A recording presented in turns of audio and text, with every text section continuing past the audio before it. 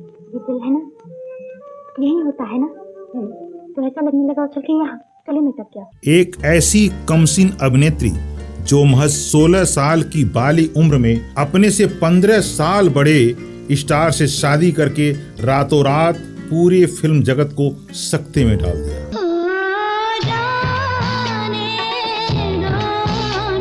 हम बात कर रहे हैं अपने जमाने की मशहूर अभिनेत्री डिम्पल कपाड़िया की।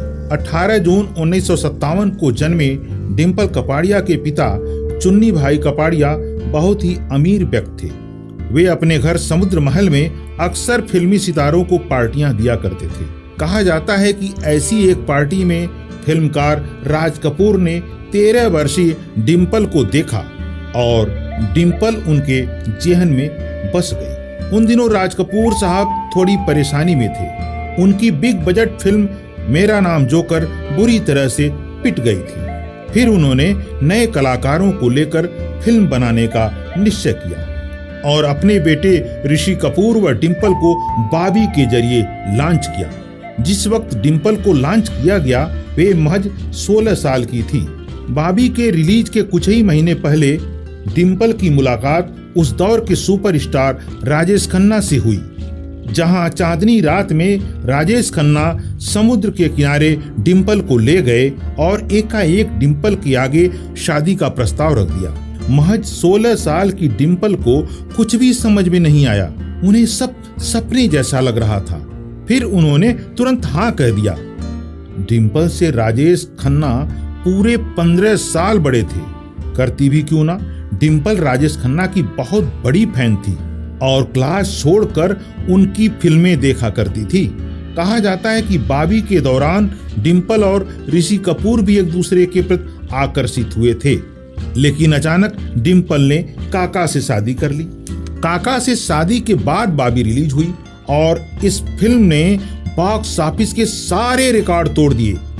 डिम्पल रातों रात सुपरस्टार बन गई। युवा लड़के डिम्पल के दीवाने हो चुके थे। उन्हें उम्मीद नहीं थी कि बॉबी इतनी बड़ी कामयाबी हासिल करेगी, लेकिन तब तक वे शादी कर चुकी थी। पति राजेश खन्ना की शर्त थी कि शादी के बाद वे फिल्में नहीं करेंगी, लेकिन डिम्पल आगे और काम करना चाहती थी। यहीं से दोनों के बीच अनबन शुरू हुई और एक दिन जब पानी सर से ऊपर चला गया तो डिम्पल ने राजेश का घर छोड़ दिया और बॉबी के 11 वर्ष बाद 1984 में उनकी दूसरी फिल्म जख्मी शेर प्रदर्शित हुई, जिसमें उनके हीरो थे जितेंद्र। डिम्पल को बॉलीवुड इतिहास की सबसे खूबसूरत हीरोइनों में से एक माना जाता है। एक मशहूर पत्रिका ने उन्हें सबसे खूबसूरत अभिनेत्रियों में मधुबाला के बाद दूसरा स्थान दिया था। डिम्पल ने सागर, जाबाज, जख्मी औरत जैसे फिल्मों में बिंदास दृश्य किए, जो उस दौर के लिए बड़ी बात थी।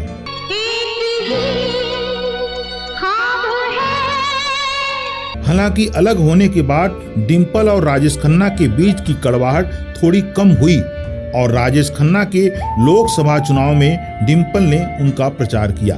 बॉबी, सागर और क्रांतिवीर के लिए फिल्म फेयर पुरस्कार प्राप्त कर चुकी डिम्पल को 1993 में आई रुदाली के लिए सर्वश्रेष्ठ अभिनेत्री का राष्ट्रीय पुरस्कार भी मिल चुका है।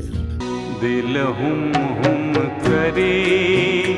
काका से बिछड़ने के बाद सनी और डिम्पल की नजदीकियां भी काफी चर्चा में रही हैं। डिम्पल अभिनय के अलावा मोमबत्ती डिजाइन करती हैं और उनकी डिजाइन की गई मोमबत्तियां बहुत ही महंगे दामों में बिकती हैं। डिम्पल बहुत मूडी हैं, इस वजह से कई निर्माता निर्देशक परेशान रहे।